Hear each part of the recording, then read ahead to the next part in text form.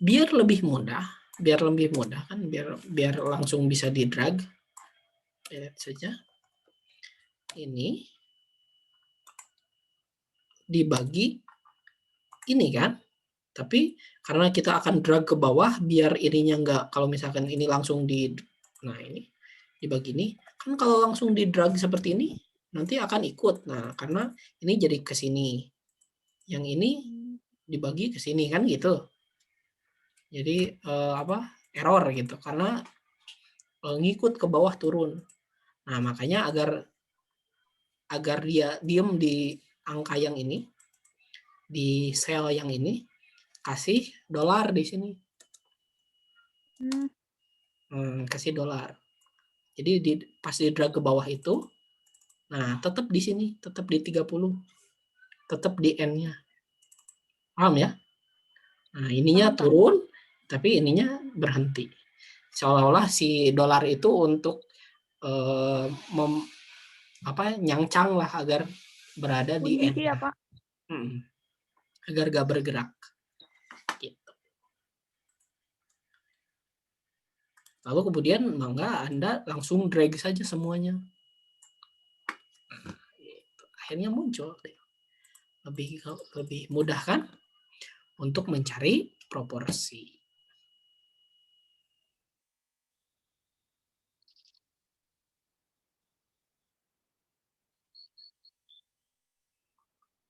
Nah, kemudian yang kedua, cari proporsi. Ya, sampai sana sudah paham? Paham. Paham ya. Kemudian cari proporsi kumulatif, PK. Proporsi kumulatif adalah ini, yang kalau 2 ini ditambah ini, kalau yang ketiga ini ditambah ini, kalau 4 ini tambah ini, gitu kan? Kalau yang kelima ini tambah ini, gitu kan? Ya, Kumulatif ya. Kumulasi gitu ya, Iya. diakumulasikan. Jadi gampangannya sih sebenarnya seperti ini. Kan kalau kalau manualnya ini gitu ya. Kemudian ini ditambah yang ini kan gitu. Iya, Pak. Ini ditambah yang ini, tambah yang ini kan gitu. Terus saja sampai ke bawah kan itu ininya ya. Gampangannya seperti itu. Tapi Anda bisa memakai formula sum saja. Sum atau jumlahkan yang ini sama dengan, kalau ini sama juga sum, jumlahkan ya, gitu ya. Ini jumlahkan, sampai 3. Ini sama dengan sum, jumlah segitu ya.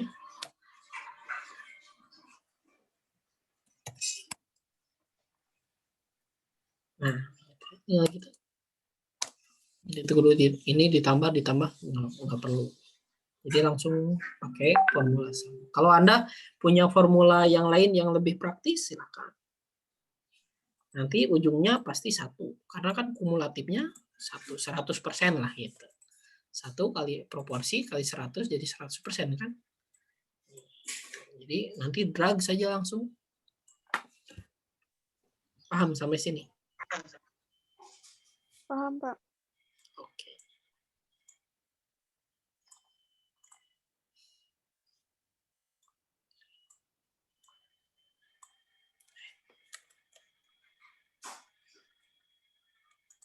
Oke. Kita lanjut ya. Lalu cari PKT.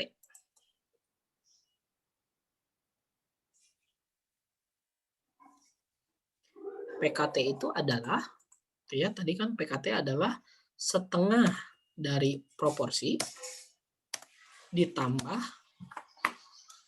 proporsi kumulatif yang sebelumnya, gitu. Yang di sebelahnya,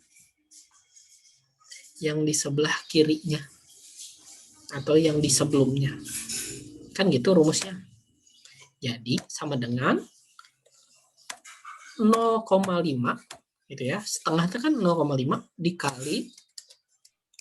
dikali proporsi gitu kan, ditambah proporsi kumulatif sebelumnya. Ya kan ini satu, yang sebelumnya di sini gitu ya. Ini biar untuk apa? Untuk biar ngegeser ke bawah aja. Oke. Langsung drag saja, langsung keluar. Gampang kan?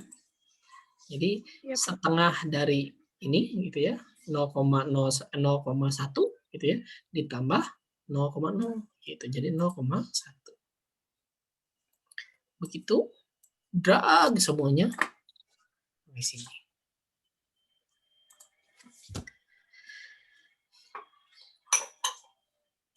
Pahamkah sampai sini? Paham, Pak.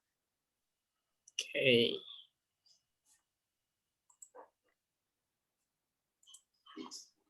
Silahkan Anda ini dulu, apa namanya itu, endapkan dulu biar tidak terlalu pusing. Itu baru langkah sampai menemukan proporsi kumulatif tengahnya. Ya enggak? Kemudian kita lanjut ke Z ya. Nah, kalau Z ini ada, kalau di sini sih ada, kalau tadi kan cari apa, dikonsultasikan dengan tabel deviasi yang saya share di grup tuh ya. Sudah saya share kan di grup konsultasi tabel deviasi normalnya. Kalau 0,1 itu berapa? 0,10 itu berapa? 0,417 itu berapa? Dan sebagainya. Nah, kalau di sini gitu ya.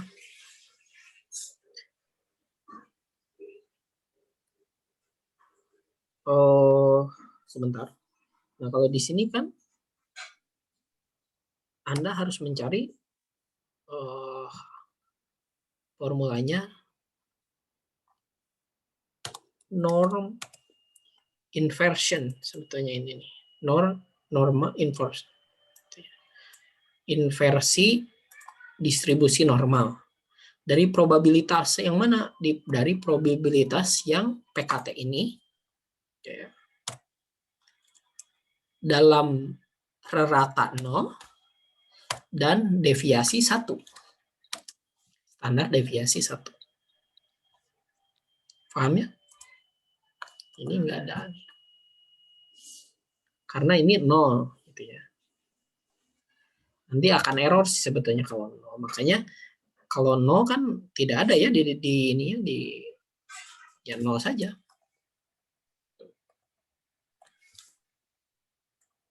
Yang ini juga sama 0. Langsung drag saja ke bawah. Oke. Anda menemukan Z-nya. Langsung coba. 0,417. Coba dilihat di tabel deviasi normalnya berapa? Sama dengan ini. Minus 0,210. Kalau saya di sini biasanya di buku-buku statistik atau buku-buku ini ada standar deviasi normal. Tapi saya kan sudah share di sana nih. Deviasi normal dari 0,417 adalah 0,417. Saya cari 0,4 dulu. 0,41 lalu kemudian 7. Nah, ini 0,417 adalah minus 0,210. Nah, sama kan dengan ini 0,210 gitu. Itu pun ya ini 0,817. Kemudian Anda drag saja semuanya. Drag. Nah, kalau yang satu itu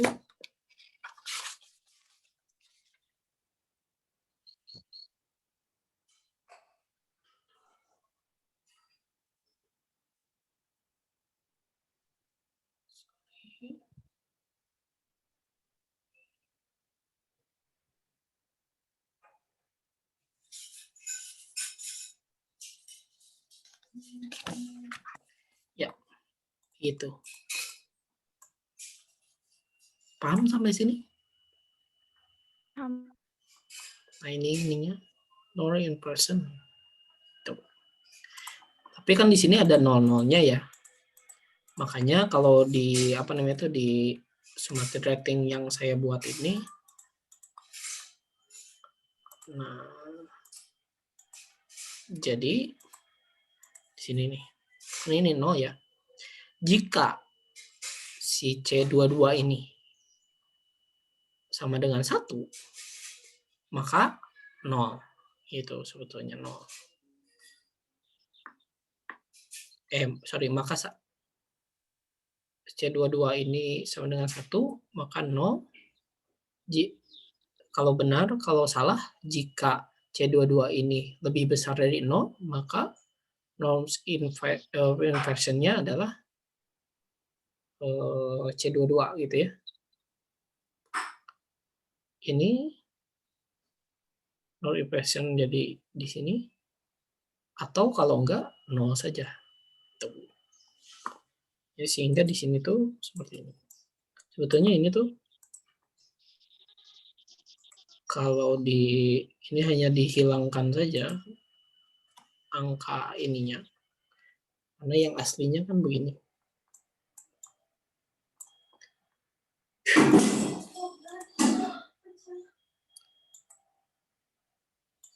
Yang aslinya seperti ini. Nah, itu. Kelihatan kan? 21. Nah, ini juga sama. Di sini juga sama. Gitu. Ini hanya dibulatkan saja menggunakan Excel. Nah, di sini. Nah, kan sebetulnya begini, 0,451 dan sebagainya. Nah, kemudian kan dibulatkan menjadi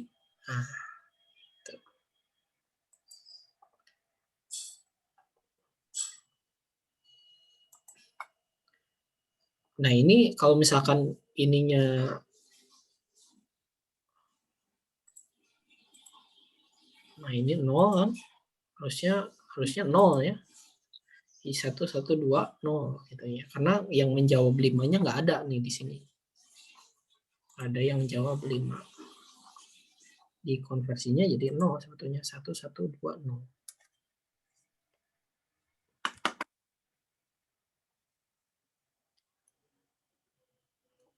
Sampai sini ada pertanyaan?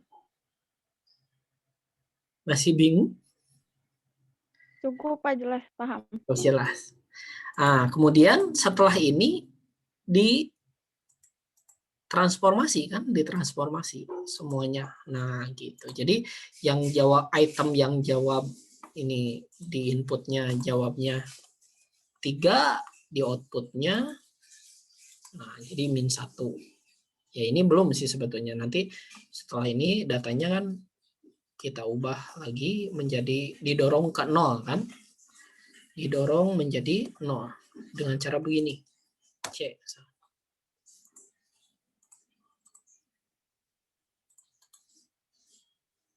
Nah, ini item 1, item 2, item 3, item 4 gitu kan. Nanti hasilnya kan begini setelah di Z value kan nih. Nah,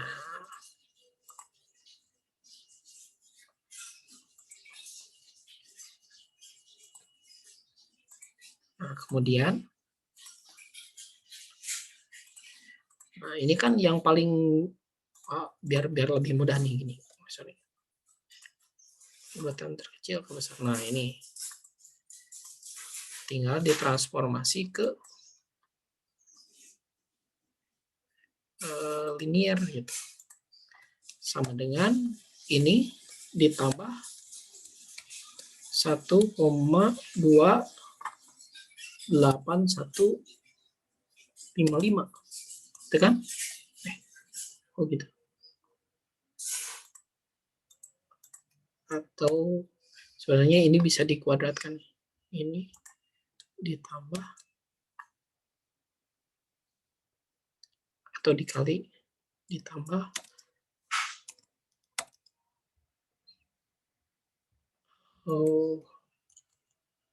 berapa nih? 1,281 itu 55. Oh gitu. Ini sepertinya masih banyak nih ini. Ini saja nih biar mudah. 1,3. Nah, jadi 0 kan? Ini terus ke bawah. Seperti ini. Jadinya dibulatkannya pembulatannya. Jadi ini 1112. Paham ya?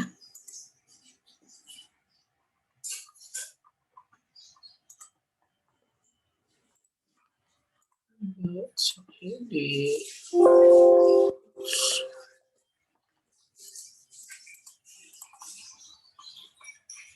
oke. Sama dengan ini ditambah 1,1 gitu. 0 kan didorong ke 0, ditarik semuanya. Jadi bergeser semuanya dari 0 sama. Begitu juga yang lainnya. Dari terkecil dulu. Kemudian di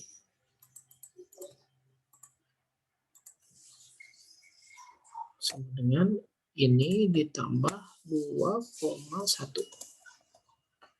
Tarik semuanya. Dibulatkan 1121. Nah, jadi yang dijumlahkan tuh yang ini. 1 ditambah ini ditambah ini.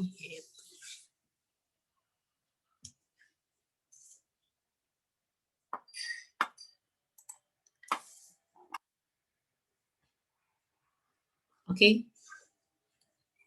Pahamkah?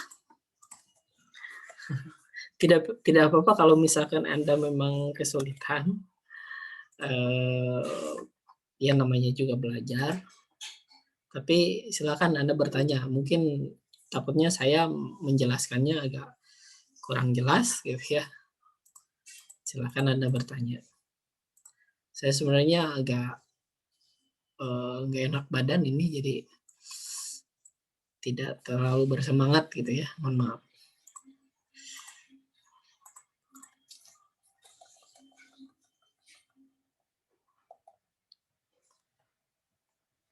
Halo, masih bangun? Atau sudah pada tidur? Bangun, Pak. Masih, Pak. Masih, Pak. Ada apa, Wir? Mau tanya? Ada yang mau tanya? Mangga.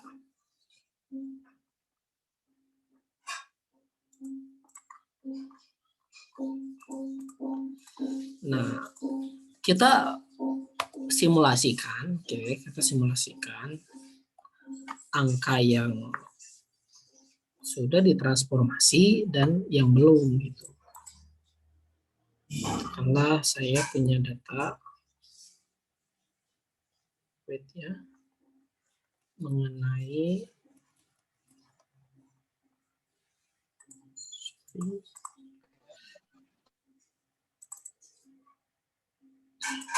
ini datanya kan ini.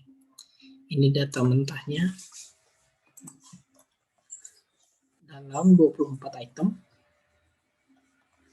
Ya. Anda konversi ke summated wrapping yang Anda buat gitu ya.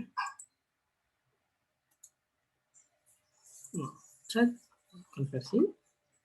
Kemudian nanti outputnya muncul. Ya. Nah, si output ini tinggal yang minus-minusnya dijadikan, nah ini yang merah-merah nih, yang merah-merah. Ini didorong ke 0 gitu ya. Ininya 0. Jadi 0, 1, 1 mungkin ya, ini 2, 0, 1, 1, 1, 2 gitu ya. Biar lebih mudahnya kita ubah.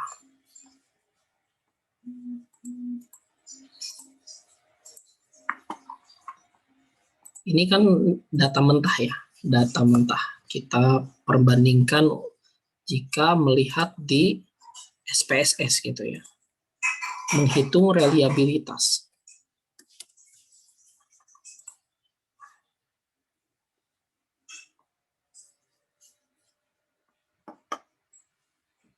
Apakah Anda punya SPSS di laptopnya? Ada, Pak. SPSS. Nah, Punya, Pak. kalau ada, bagus Anda bisa langsung analisis gitu ya. Kalau Excel pasti punya lah ya. Nah, ini data ordinal ya, data ordinal. Karena ini banyak sekali sebetulnya, datanya banyak. Bisa jadi reliabilitasnya lumayan gitu ya.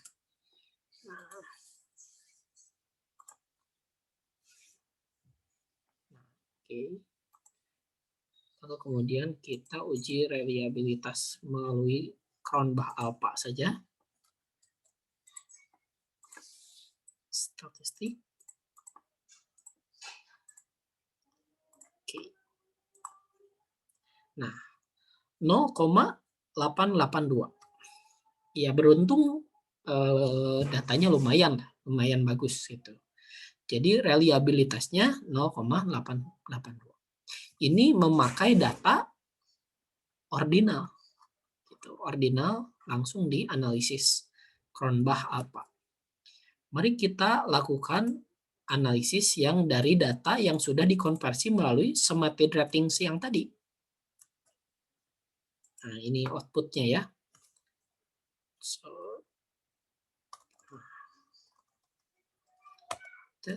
Sorry.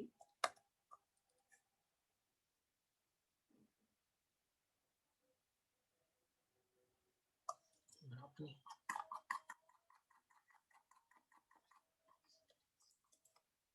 Menggunakan data yang sudah di rating.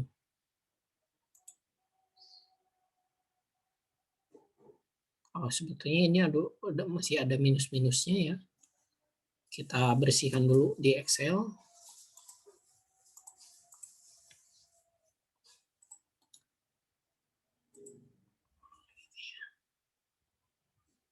Kemudian kita transformasi dulu.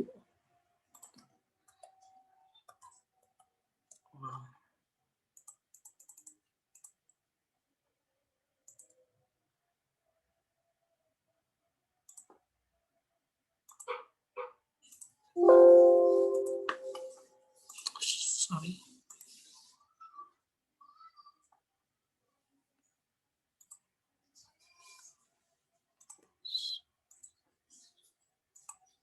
Sorry. Kok nggak bisa?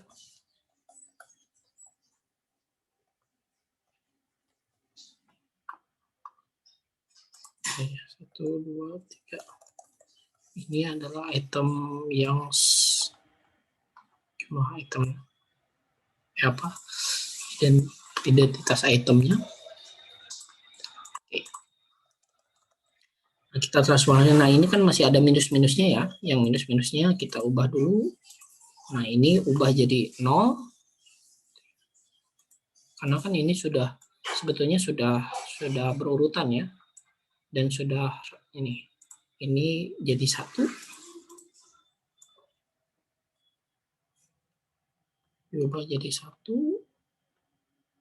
Kemudian ini diubah jadi 2.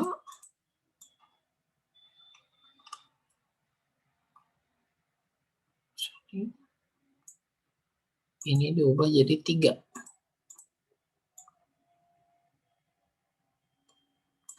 Nah, yang seperti itu ya.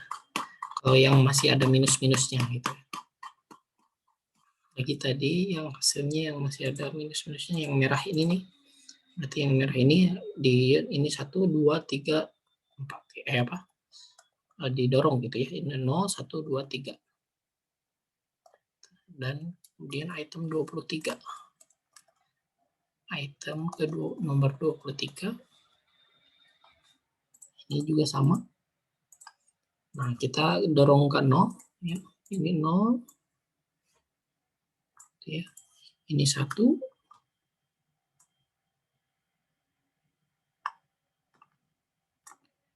Ini 2.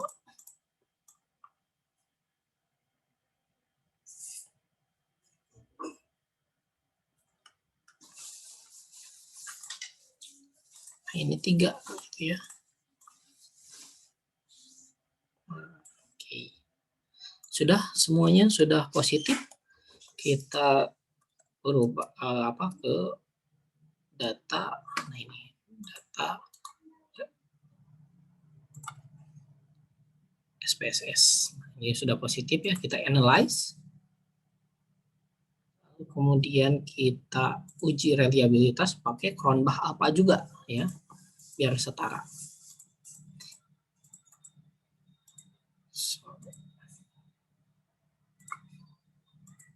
Nah, jadi 892. Nah, kita coba kalau data di ordinal Cronbach apanya 0,882. Nah, kemudian kalau ditransformasi menjadi di data interval,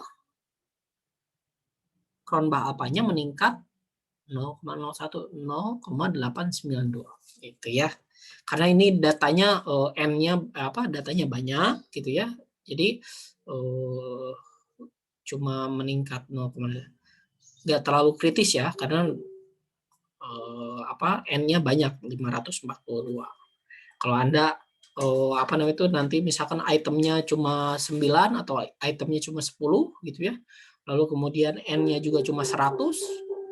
Nah, peningkatan dari kualitas reliabilitas ini sangat penting akhirnya nantinya. Sangat menentukan gitu. Jadi kelihatan bahwa Cronbach apa yang ditransformasi, data yang sudah ditransformasi menjadi interval itu jauh lebih tinggi daripada yang data ordinal gitu. Karena kalau data ordinal di sini dia itu distandarkan dulu gitu ya. Makanya ini standardized itemnya 0,9 gitu ya, lebih tinggi. Kalau yang ditransformasi tidak terlalu jauh antara Cronbach apanya dengan yang sudah di standardize. 892 ini 894. Artinya si data itu sudah standar gitu. Paham ya sampai sini? Kenapa si data ordinal itu harus diubah ke interval atau dirubah data melalui summated range itu? Karena untuk nilai reliabilitasnya menjadi lebih baik, lebih bagus gitu. Nah, kalau misalkan dilihat di sini gitu ya. Nah, residunya ini 0,5. Residu ini adalah standar error ya, standar error. Jadi standar errornya lebih kecil daripada yang data ordinal 0,69, hampir 0,7 gitu. Jadi kalau misalkan data ordinal langsung dianalisis ke reliabilitasnya ke SPSS, tingkat errornya tinggi gitu daripada yang ditransformasi. Jadi standar errornya menurun. Error pengukuran. Jadi nanti kalau misalkan Anda membuat sebuah alat ukur gitu ya, lalu kemudian Anda lihat hal ini dilihat ya, perbandingan Cronbach alpha dengan standarnya, apakah besar atau tinggi senjangnya, dan juga dilihat dari residunya. Residu ini adalah standar errornya. Kalau errornya besar, ya kemungkinan ya datanya yang tidak beres. Begitu. Silakan ada yang mau ditanyakan lagi.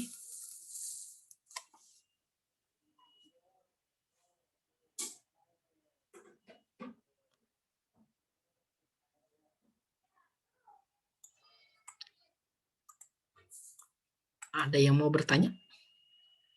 Halo? Masih pada